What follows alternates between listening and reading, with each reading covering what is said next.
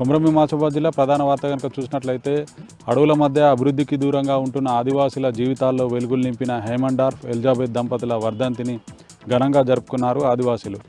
జైనూర్ మండలం మార్లవాయిలో హేమండార్ఫ్ దంపతుల 38వ వర్ధంతి సందర్భంగా వారి విగ్రహానికి పూలమాల వేసి సమాధుల వద్ద ఘనంగా నివాళులర్పించారు ఎమ్మెల్యే కోవా లక్ష్మి. ఈ కార్యక్రమంలో ఎంపీ గేడం నగేష్, ఎమ్మెల్యే వెడ్మ బొజ్జు, జిల్లా collector Venkatesh Dhotre, SP Srinivasarao, ITDA PO Khushboo Gupta పాల్గొన్నారు. ఈ కార్యక్రమానికి పెద్ద ఎత్తున ఆదివాసీలు తరలివచ్చి హేమండార్ఫ్ ఎలిజబెత్ దంపతుల సేవలను స్మరించుకున్నారు. మంచిర్యాల జిల్లా శ్రీరాంపూర్ సింగరేణి ఏరియా జీఎం కార్యాలయం ముందు ఏఐటీసీ ఆధ్వర్యంలో సింగరేణి కాంట్రాక్టు కార్మికుల సమస్యలు పరిష్కరించాలంటూ సింగరేణి కార్మికులు ధర్నా చేపట్టారు.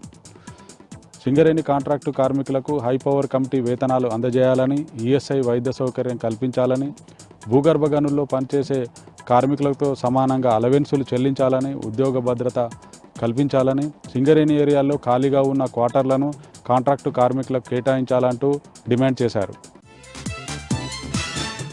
మంచిర్యాల జిల్లాతో పాటు కొమరంభీం ఆసిఫాబాద్ జిల్లాలో చలి పంజా విసురుతోంది. రోజంతా చలి వాతావరణం ఉండడంతో ప్రజలు ఇబ్బందులు పడుతున్నారు.